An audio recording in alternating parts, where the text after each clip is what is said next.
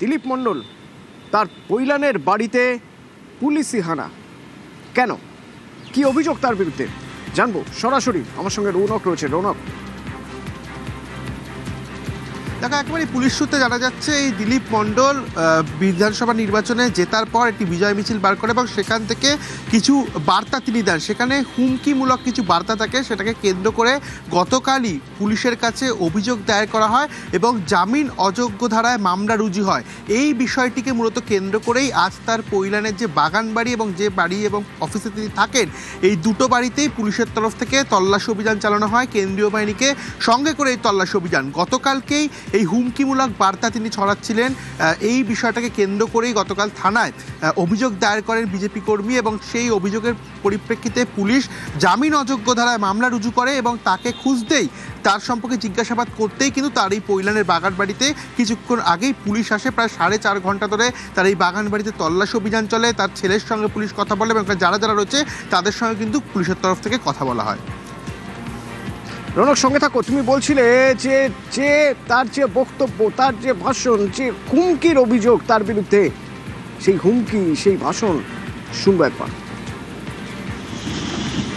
এখানে জায়গা নেই, শুধরে যাক, নাহলে ওই পেটে পাতুল দেখ সব নারী মুড়ি বার করে দেবে। এখানে উন্নয়ন চলছে, উন্নয়ন চলবে। এদের টাইম দিলাম 15 দিন, তারপরে আর 7 দিন, তারপর লাস্ট বর্ডার। কত বড় ক্ষমতা, কত বড় হিম্মত, কত বড় লড়াইয়ের লোক আছে দেখে নেবো। আমরা পুলিশকে ভয় পাই না, পুলিশের সঙ্গে অনেকবার লড়েছি। পার্টি অফিস যারা ভেঙেছে তাদের রেহাই নেই। আদায় করে যাতে নিতে না পারি তাহলে আমার নাম দিলীপ মণ্ডল নয়। গতকালই দিলীপ মণ্ডলের বিরুদ্ধে জামিন অযোগ্য ধারায় মামলা হয়েছে আর আজ তার খোঁজে তল্লাশিতে পুলিশ। রৌনক, দিলীপ মণ্ডল কোথায়? তাকে কি পুলিশ পেয়েছে?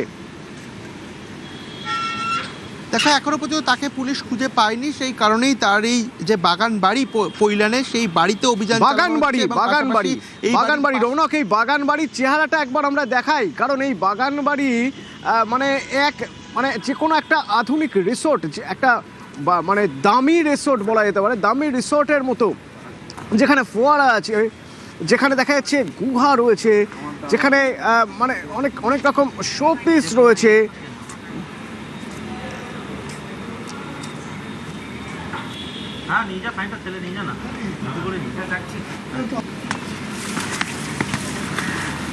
কেমন এই বাগান বাড়ি, কতটা জায়গা জুড়ে, কি কি আছে এখানে? দেখো, একেবারেই তোমাকে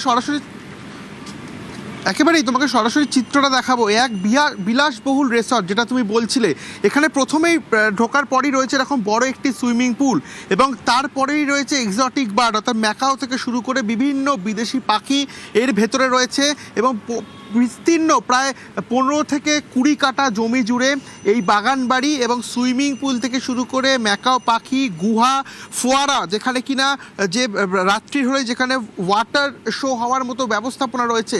একদম যে কোনো রিসর্টকে কিন্তু ফেল করে দেবে দিলীপ মণ্ডলের এই বাগান বাড়ি। বিভিন্ন জায়গায় হরিণ থেকে শুরু করে বাঘের যে একটা শোপিস, সেই শোপিস রাখা রয়েছে বড় লং, এবং তারপরেই রয়েছে একটি গুহা, অর্থাৎ একটি ভেতরে যাওয়ার অন্য আরো একটি ঘর।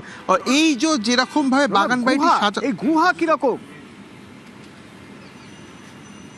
দেখো, একেবারে অদূরে ছবিটা দেখাবো, একেবারেই যেখানে একটা সাজানো রয়েছে এক্সোটিক বার্ড, অর্থাৎ ম্যাকাও থেকে শুরু করে বিভিন্ন বিদেশি পাখি, এবং তার পেছনে একটি গুহা রয়েছে যা কিনা কার্যত শোপিস হিসাবে এখানে সাজিয়ে রাখা হয়েছে এবং বিভিন্ন ধরনের দামি যে মূর্তি, সেই মূর্তিগুলোও কিন্তু তুমি ইতিমধ্যে দেখতে পাচ্ছ। অর্থাৎ যে কোনো 3 স্টার 5 স্টার যে রিসর্ট, সেই রিসর্টকেও কিন্তু পিছনে ফেলে দেবে দিলীপ মণ্ডলের এই বাগান বাড়ি। এবং এই বাড়ি দেখার পর কিন্তু কার্যত আশ্চর্যজনক একটি বিষয় যে একজন বিধায়কের এই ধরনের বাগান বাড়ি রয়েছে এবং যেখানে এক একটি বিদেশি কুকুর তোমাকে দেখাবো, যে ধরনের বিদেশি পাখি, এখানে কিন্তু এরকম বহু বিদেশি পাখি রয়েছে। গোটা এলাকা পুলিশের যারা উচ্চপদস্থ আধিকারিক তারা কিন্তু খুঁজে দেখলেন, তল্লাশি অভিযান চালালেন এবং দিলীপ বিধায়ককে খুঁজতে গিয়ে তারা পেলেন সুইমিং পুল, তারা পেলেন একটা গুহা, তারা পেলেন শোপিস, বাঘ, ময়ূর, কি নেই সেখানে, কিন্তু দিলীপ মণ্ডলকে পাওয়া গেল না। আচ্ছা, দিলীপ মণ্ডলের ছেলে কি বলছেন? এই রিসোর্ট কাদের, বা এই রিসোর্টের মতো একটা প্রাসাদ, পেল্লায় প্রাসাদ, তাদের নয়, কি বলছেন শুনুন।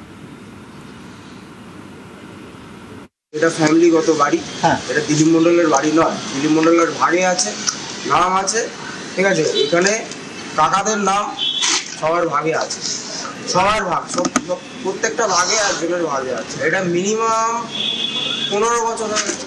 বিধানসভায় গেছিল তারপর আজকে আমি ঘুমাচ্ছিলাম, দেখি এসেই আমাদের ঘরে দরজা ফরজায় ঢোকাচ্ছিল, পুলিশ চাইছে আমাদের উপরে এখন অত্যাচার করবে। মিছিল বার করেছি বলে অত্যাচার করছে। সার্চ ওয়ারেন্ট দেখায়নি, ওয়ারেন্ট দেখায়নি, কিচ্ছু না। বাড়িতে বিনা সার্চ ওয়ারেন্ট দেখিয়ে কিভাবে ঢোকে? রৌনক, দিলীপ মণ্ডলের ছেলে তো দাবি করছেন এ বাড়ির মালিকানা দিলীপ মণ্ডলের নয়, তাহলে রেজিস্ট্রি কার নামে রয়েছে? কার নামে এই বাড়ি? বলছে এটা তাদের পিতৃপুরুষের বাড়ি, অর্থাৎ দিলীপ মণ্ডলের যে কজন ভাই রয়েছে এবং এর সঙ্গে কিন্তু দিলীপ মণ্ডলেরও নাম রয়েছে, অর্থাৎ এটা তাদের আদি বাড়ি এমনটাই তিনি বলছে। এবং এখানে তিনি বলছে দিলীপ মণ্ডল থাকে না। সেক্ষেত্রে আমরা এটা জানতে পারছি যে এই দিলীপ মণ্ডলের ভাই থেকে শুরু করে এরকম তার যে কজন ভাই রয়েছে এবং দিলীপ মণ্ডল তাদের নামেই কিন্তু এই বাড়িটি রেজিস্টার রয়েছে। পাশে আরেকটি যে বাড়ি রয়েছে সেখানেই দিলীপ মণ্ডলের অফিস এবং দিলীপ মণ্ডল থাকে। সেক্ষেত্রে তার ছেলে পরবর্তীতে স্বীকার করলো যে এটা তাদের পিতৃপুরুষের বাড়ি। কিন্তু এই বাড়িকে ঘিরেই যেটা বিলাসবহুল রিসর্টের মতো চিত্র ফুটে উঠলো, এখানেই কিন্তু প্রশ্ন উঠছে যে একটা বাগান বাড়ির ভেতরে কার্যত রাজপ্রাসাদের মতো চিত্র, সুইমিং পুল থেকে শুরু করে বিদেশি পাখি, এক একটি বিলাসবহুল মূর্তি থেকে শুরু করে তোমায় দেখো পাশেই যেটা বলছিলাম তোমাকে যে পুকুর, এখানে কিন্তু ফোয়ারা রয়েছে, অর্থাৎ রাতের বেলায় এখানে যে ওয়াটার শো, সেই ওয়াটার শো অর্থাৎ একেবারে ব্যবস্থাপনা রয়েছে। এবং তোমাকে আবারও বাগান বলা যেতে পারে, যে সাজানো বাগান দেখে এলেন পুলিশ কর্মীরা বা পুলিশের তদন্তকারীরা, কিন্তু বিধায়কের দেখা মিলল না। দিলীপ মণ্ডলের পাশে একটি অফিস আছে, বাড়ি আছে, এবং এটা তার ছেলের দাবি এটা পৈতৃক সম্পত্তি, অর্থাৎ দিলীপ মণ্ডলের যারা রয়েছেন ভাইয়েরা রয়েছেন তারা সবাই এর শরিক রয়েছেন। এটা দিলীপ মণ্ডলের একার নয় দাবি করা হচ্ছে। পরবর্তীতে কাগজপত্রে হয়তো সঠিক প্রমাণ পাওয়া যাবে, কিন্তু দিলীপ মণ্ডল যাকে খুঁজতে পুলিশ আজ গিয়েছিল সে দিলীপ মণ্ডলের বিরুদ্ধে অভিযোগ কি? সে দিলীপ মণ্ডলের বিরুদ্ধে একটি ভিডিও রয়েছে, ভাইরাল হয়েছে, যে ভিডিওয়ে দেখা যাচ্ছে যে হুমকি দিচ্ছেন তিনি। এই অভিযোগ করা হয়, এফআইআর দায়ের করা হয় তার বিরুদ্ধে, এবং গতকালই জামিন অযোগ্য ধারায় মামলা করা হয়। আজ পুলিশের অভিযান, কিন্তু কোন ভিডিও, সেখানে তিনি কি বলছেন শুনুন। ক্রিমিনাল এখানে জায়গা নেই, শুধরে যাক, নাহলে ওই পেটে পাতুল দেখ সব নাড়িমুড়ি বার করে দেবে। এখানে উন্নয়ন চলছে, উন্নয়ন চলবে। এদের টাইম দিলাম 15 দিন, তারপরে আর 7 দিন, তারপর লাস্ট বর্ডার। কত বড় ক্ষমতা, কত বড় হিম্মত, কত বড় লড়াইয়ের লোক আছে দেখে নেবো। আমরা পুলিশকে ভয় পাই না, পুলিশের সঙ্গে অনেকবার লড়েছি। পার্টি অফিস যারা ভেঙেছে তাদের রেহাই নেই। আদায় করে যাতে নিতে না পারি তাহলে আমার নাম দিলীপ মণ্ডল নয়।